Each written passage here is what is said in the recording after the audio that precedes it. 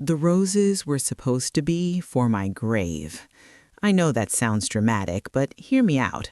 When you're 63 years old, sitting alone at a dining table set for five, watching the candles you lit for a special Mother's Day dinner burn down to nothing, you start to understand things about your life you never wanted to face. My name is Eleanor Mitchell, and for 38 years I poured every ounce of my soul into 3 children who, on the second Sunday of May, couldn't be bothered to send me so much as a text message. But I'm getting ahead of myself. Let me take you back to the beginning, to the silence that shattered everything I thought I knew about my family. The morning of Mother's Day started like any other. I woke up at 5:47 a.m. My body never forgot the schedule of early mornings from when the kids were young and needed lunches packed, homework checked, and scraped knees kissed. Old habits die hard, especially when they're carved into your bones. I made myself a cup of Earl Grey, the loose-leaf kind my late husband George used to order from that specialty shop in London. He passed away 4 years ago, and drinking his tea every morning was my way of keeping him close. We were married for 31 years, and losing him nearly destroyed me. But I had my children, I told myself. I wasn't alone. How wrong I was. I checked my phone at 6 a.m. Nothing. But it was early, I reasoned. The kids, I still called them that, even though my eldest, Victoria, was 37, my son Marcus was 34, and my youngest, Jennifer, was 30. They probably hadn't woken up yet. By 8 a.m., I had showered, done my hair, and put on my favorite lavender dress. I'd bought it specifically for today because lavender was George's favorite color. He always said I looked like springtime when I wore it. Still nothing on my phone. I started preparing the dinner. Prime rib roast, garlic mashed potatoes, honey-glazed carrots, homemade dinner rolls, and for dessert, my famous chocolate lava cakes that the kids used to fight over when they were young. Marcus once cried for an hour because Victoria ate his before he got home from baseball practice. By noon, I had everything marinating, the table set with my grandmother's china, the set I'd been saving for special occasions ever since my own mother passed it down to me, and fresh-cut flowers from my garden in crystal vases. I checked my phone again. No calls, no texts, no emails. I called Victoria first, straight to voicemail. "Hi, sweetheart. Just calling to see if you and the family are still coming for dinner. Let me know. Love you." I called Marcus next. Same thing.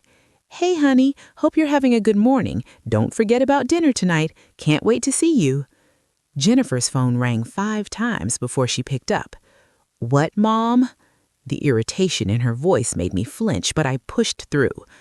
"Hi, sweetie. I was just confirming dinner for tonight. I'm making prime rib, your favorite, and—" "Dinner, Mom? I told you weeks ago I couldn't come." I frowned.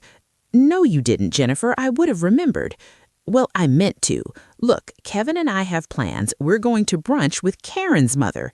She paused, and when she spoke again, there was an edge in her voice that cut deeper than any knife. "It's Mother's Day, Jennifer. And Karen's been nothing but supportive of Kevin's career. She helped us with the down payment for our condo. She babysits whenever we need her. She doesn't guilt-trip us for having our own lives." The line went dead. I stood there for what felt like hours, though it probably was only minutes. The roast was in the oven, the table was set, and my youngest daughter had just hung up on me on Mother's Day. I tried Victoria again. This time she answered. "Mom, I'm literally walking into brunch right now. Can this wait?" "I just wanted to confirm." "Mom, we talked about this. Robert's parents are in town from Florida. We're celebrating Mother's Day with his mother. You knew this." "I didn't know this. I would have remembered." "Victoria, I set the table. I'm making dinner." "Mom, you need to stop being so needy. We're not teenagers anymore. We have our own families, our own obligations. The world doesn't revolve around you." The line went dead again. My hands were shaking when I dialed Marcus's number. He didn't answer, but 2 minutes later a text came through. "Can't do dinner. Tanya's mom came into town as a surprise. Happy Mother's Day, though." Though. He couldn't even spell out the full word. I walked to my dining room table and looked at the 5 place settings: the good china, the crystal glasses, the silverware I polished for an hour yesterday, the roses I'd arranged myself because I wanted everything to be perfect. And then, very slowly, I sat down in my chair and cried. I didn't eat dinner that night. I couldn't. The roast sat in the oven until the timer went off, and then I just turned it off and left it there. The candles burned down to nothing. The flowers seemed to droop in sympathy, their petals curling inward like they too wanted to disappear.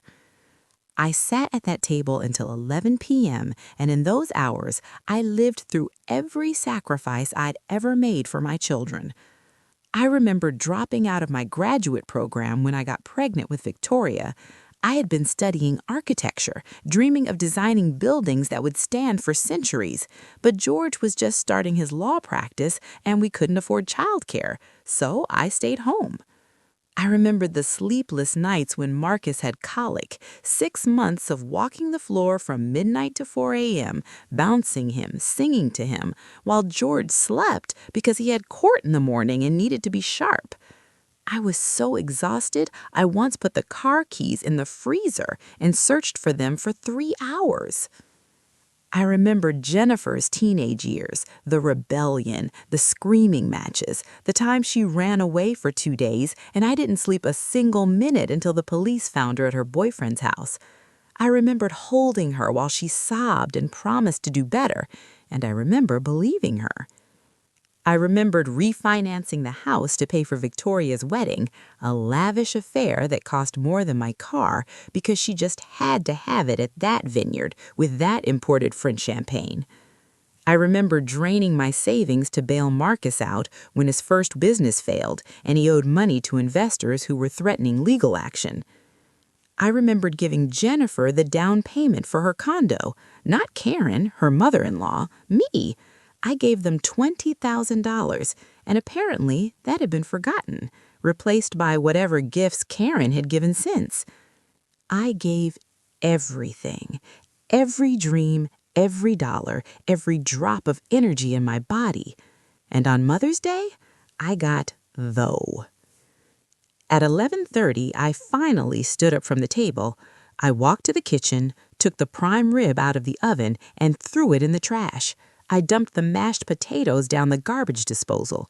I swept the dinner rolls into a garbage bag.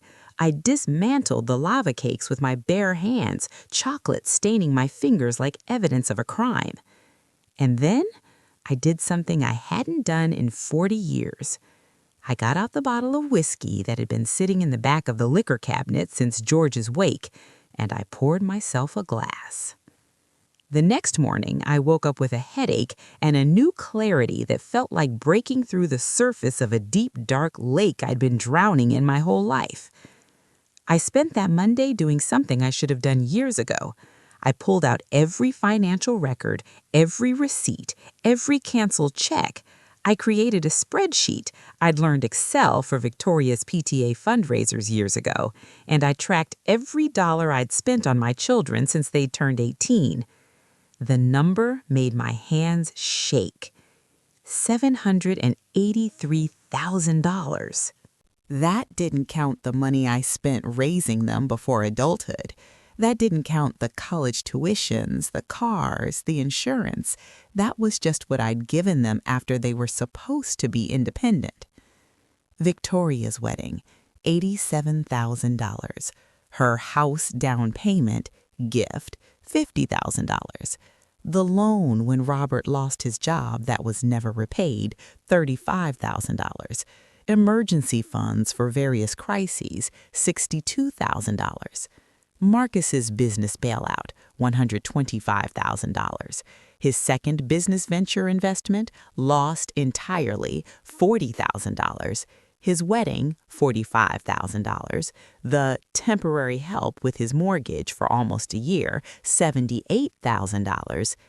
Jennifer's college loans I paid off because she couldn't handle the stress, $94,000. Her condo down payment, $40,000, not Karen, me. Her credit card debt, just this once, $27,000. Miscellaneous, I just need a little help, Mom, $100,000. And that was just the money. That didn't count the babysitting I did for free, the holidays I hosted and paid for, the vacations I funded, the cars I bought when theirs broke down. I gave them nearly $800,000, and they gave me the. I stared at that spreadsheet for a long time, and then I made a decision that would change everything. I called my lawyer. Richard Hannigan had been my attorney since George passed. He was a silver-haired man in his 70s with the kind of quiet competence that made you feel like everything would be okay. He'd handled George's estate, helped me navigate widowhood, and had become something of a friend over the years. When I told him what I wanted to do, he was silent for a long moment. "Eleanor, are you sure about this?" I've never been more sure of anything in my life. Over the next 6 weeks, we worked in complete secrecy. I changed my will entirely.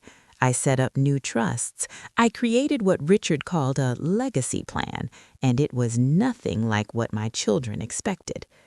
But the real shock would come from something else entirely. You see, what my children didn't know, what I had never told them, was that George's life insurance wasn't my only source of income. 22 years ago, I had invested a small inheritance from my aunt into a technology company that was just getting started, a little company called NVIDIA. That investment, which I'd almost forgotten about, had grown into something extraordinary. My children thought I was comfortable. They thought I had enough to get by with a nice house and a modest pension. They had no idea I was worth $14 million. Richard advised me to keep it that way for now. He said, "Let's see how things unfold. Let's see what they do when they think there's nothing left to take." I didn't have to wait long. It was 3 weeks after Mother's Day when Marcus called. I let it go to voicemail and listened to it later. "Hey, Mom, hope you're doing well. Listen, I've got this amazing opportunity. There's a new restaurant concept I want to invest in. Asian fusion, really high-end stuff. The investors are all lined up, but I need to show some skin in the game, So I was thinking maybe we could talk about, a small investment from you. Nothing crazy. Maybe $100,000 to start. Call me back. Love you." Love you. 3 words he couldn't bother to text on Mother's Day, and now they rolled off his tongue like honey because he wanted money. 2 days later, Victoria called. "Mom, hi, how are you? I've been meaning to call. Things have just been so crazy. Anyway, I wanted to talk to you about something. Robert and I are looking at private schools for Madison and Tyler. The tuition is absolutely insane, but it's such a good school, and we really think it would be best for them. Obviously, we can't afford it on our own. Robert's business hasn't really recovered since COVID, and I was hoping, well, you've always been so generous with the kids' education. Maybe we could work something out. We're looking at about $75,000 a year per kid." $75,000 a year per kid for private school. And then, like clockwork, Jennifer called. "Mom, I need to talk to you about something serious. Kevin and I are struggling. The condo fees went up, our car needs major repairs, and honestly, we're just in a really bad place financially. I know you've helped before, and I hate asking, but we need $50,000. I wouldn't ask if it wasn't desperate." 3 phone calls, 3 requests for money, totaling over $250,000, and not a single one of them acknowledged Mother's Day. Not a single one of them apologized for leaving me alone. Not a single one of them asked how I was doing, really asked, like they cared about the answer. I didn't return any of the calls. When I didn't respond for a week, the calls became more frequent. Then the texts started. From Victoria, "Mom, this is really important. Please call me back." From Marcus, "Mom, the investment deadline is coming up. I really need to know if you're in." From Jennifer, "Why aren't you answering? This isn't like you." And then, finally, they did something they hadn't done in years. They came to my house. All three of them showed up on a Saturday afternoon, unannounced, the first time they'd all been together under my roof since Christmas 2 years ago. I watched them pull up from my living room window. Victoria in her Mercedes SUV, Marcus in his BMW, Jennifer in her Lexus. 3 luxury cars bought with money they claimed they didn't have. I opened the door before they could knock. "Well," I said, "look who finally remembered where I live." The expressions on their faces told me they hadn't expected this. They had expected the mother who always smiled, always welcomed them, always said yes. That mother was dead. She died on Mother's Day, alone at a table set for 5. "Mom, can we come in?" Victoria asked. "We're worried about you." "Are you? How touching." I stepped aside and let them enter, but I didn't offer them seats. I didn't offer them anything. We stood in the living room, me on one side, the 3 of them on the other, and for the first time I saw them clearly. Not as my babies, not as the children I'd sacrificed everything for. I saw them as they really were, entitled, ungrateful, selfish adults who saw me as nothing more than a bank account with a heartbeat. "Mom, what's going on?" Marcus asked. "You haven't returned any of our calls." "Haven't I? Imagine how that feels." "What's that supposed to mean?" "It means I sat alone on Mother's Day waiting for any of you to call, to text, to show up. And instead, I got a 2-word text from you, a lecture from Victoria about being needy, and Jennifer hung up on me because she was too busy celebrating with Karen." I let their names hang in the air like accusations. "And now, suddenly, when you want money, you're worried about me?" "Mom, that's not fair," Jennifer said. "We had plans." "Life is full of plans, Jennifer. I had plans, too. I had a graduate degree I gave up. I had a career I never pursued. I had dreams I set aside because I thought my children needed me. And now those children can't even send a text message on one day a year?" "We're sorry," Victoria said quickly. "We should have called, but that's not why we're here." "Yes, it is." I cut her off. "That's exactly why you're here. Marcus wants $100,000 for another business venture. How many is this now? The 4th? The 5th? Victoria wants me to fund private school tuition, $150,000 a year, and Jennifer needs $50,000 for bills she can't pay in a condo I already bought for her." The silence that followed was deafening. "How do you—" Marcus started. "Because you left me voicemails, all of you, asking for money. Not one of you asked how I was doing. Not one of you apologized. Just money, like that's all I'm good for." Jennifer's eyes were filling with tears. "Mom, that's not—" "I'm not finished." My voice was steady now, stronger than it had been in years.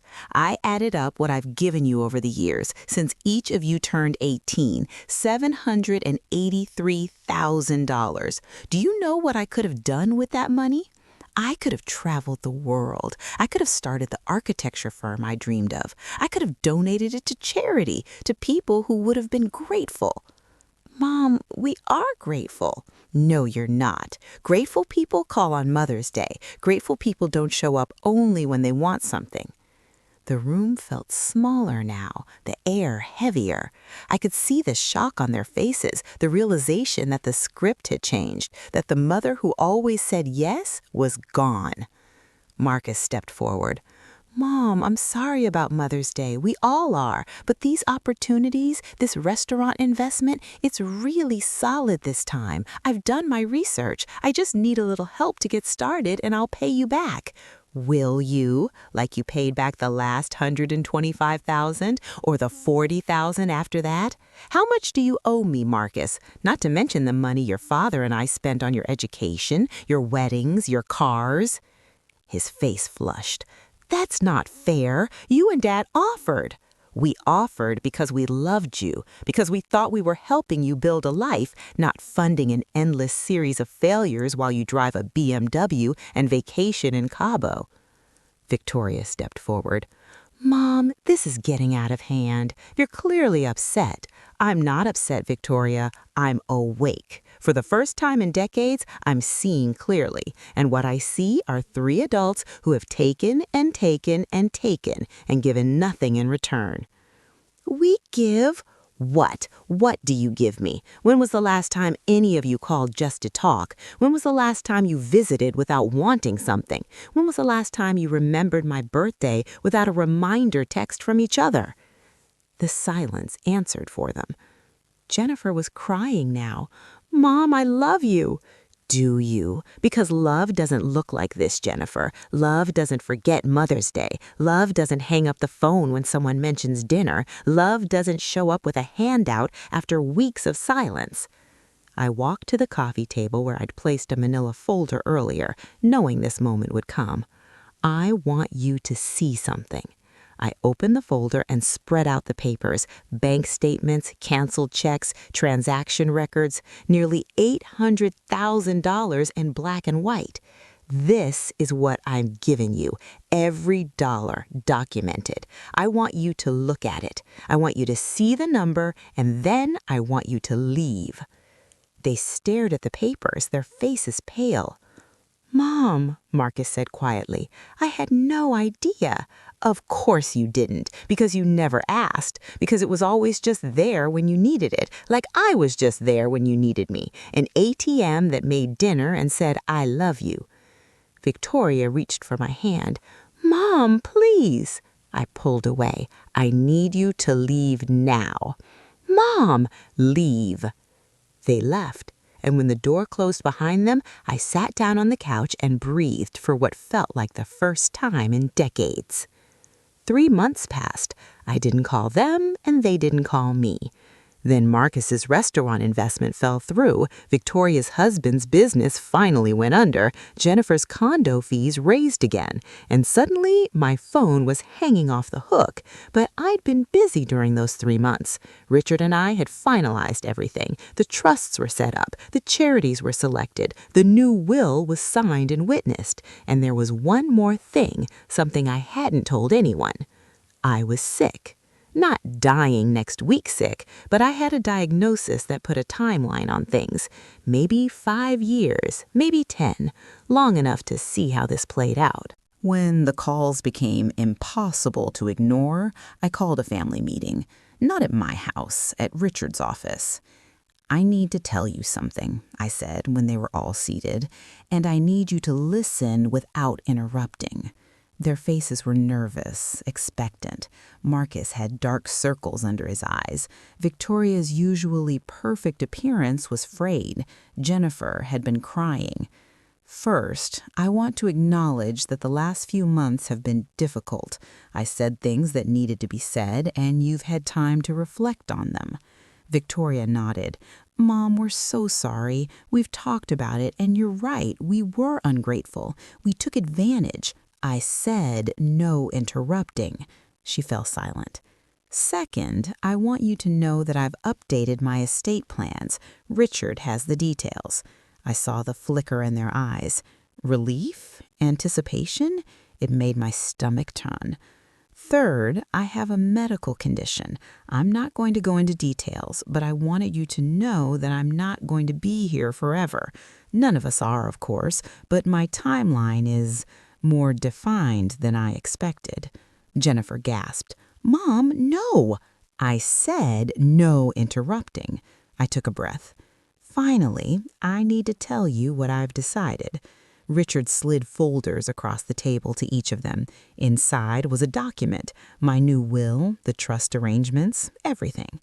The house will be sold after I pass. The proceeds will go to Habitat for Humanity, an organization that helps families who actually need homes. Marcus opened his mouth, then closed it.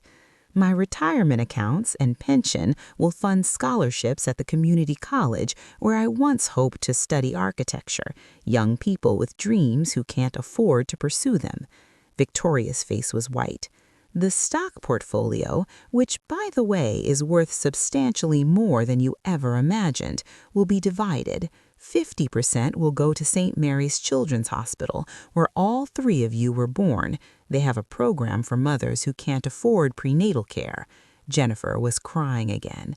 25% will go to a trust fund for my grandchildren, not accessible to you, only to them when they turn 30 and can prove they haven't repeated your pattern of entitlement.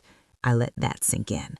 And the remaining 25%, I paused, watched them lean forward, saw the hope in their eyes, will go to the three people who actually showed up for me when you didn't. The confusion was immediate. What? Who? Maria, who has cleaned my house every week for 15 years and never once forgot my birthday. David, the young man who mows my lawn and shovels my snow and always asks how I'm doing, really asks. And Susan, my neighbor, who brought me soup on Mother's Day because she saw that no cars came to my house. The room was silent. They showed up when you didn't. They cared when you couldn't be bothered. They saw me as a person, not a bank account. So they will inherit what you assumed was yours. Marcus found his voice first. Mom, you can't. This isn't. We're your children. Yes, you are, and I will always love you. But love doesn't mean I have to enable you. Love doesn't mean I have to fund your failures. And love certainly doesn't mean I have to reward decades of being taken for granted. This is insane, Victoria said, her voice rising. We can contest this. Richard is one of the best estate attorneys in the state. The documents are airtight. And frankly, Victoria, the fact that your first response to learning about my illness and my wishes is to threaten legal action tells me everything I need to know about whether I'm making the right decision. She recoiled like I slapped her.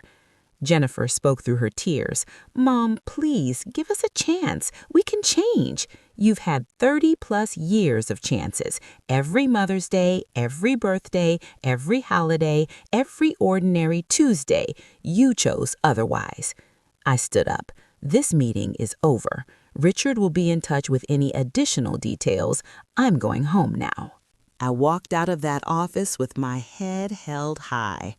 Behind me, I could hear them starting to argue, with Richard, with each other, but it was too late for arguments. The decision was made, and for the first time in years, I felt free.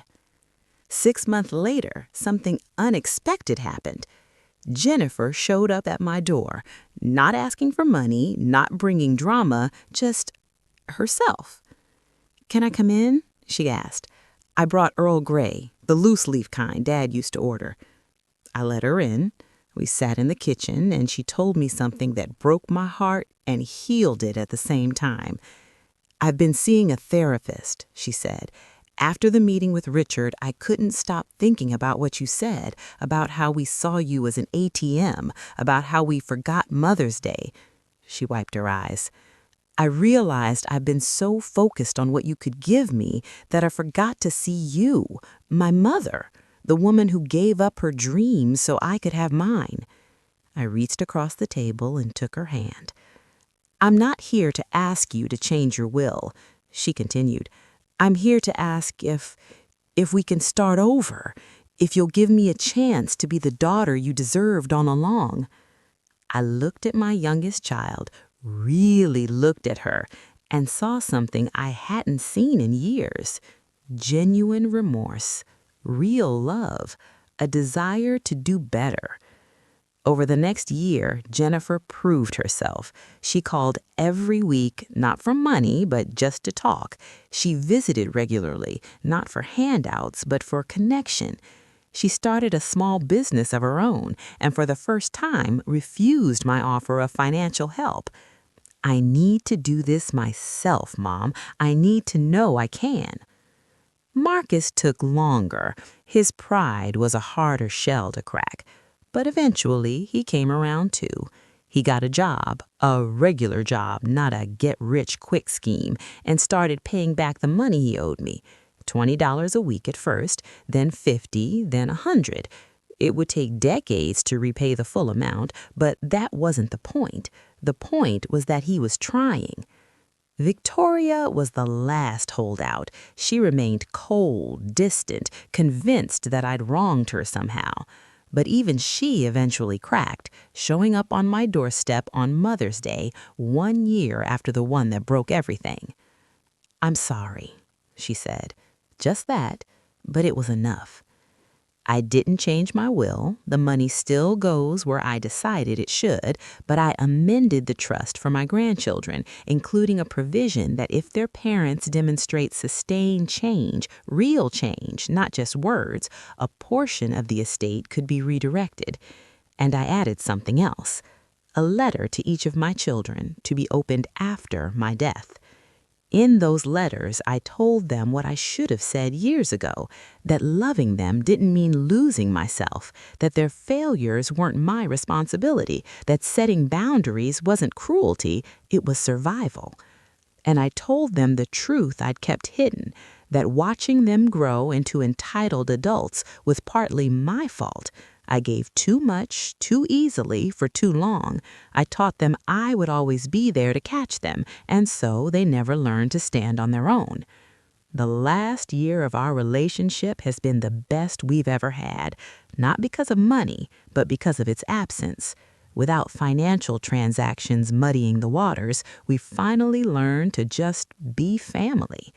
I still have my diagnosis, the clock is still ticking, but I'm not afraid anymore, because I know now that my legacy won't be measured in dollars passed down or properties inherited.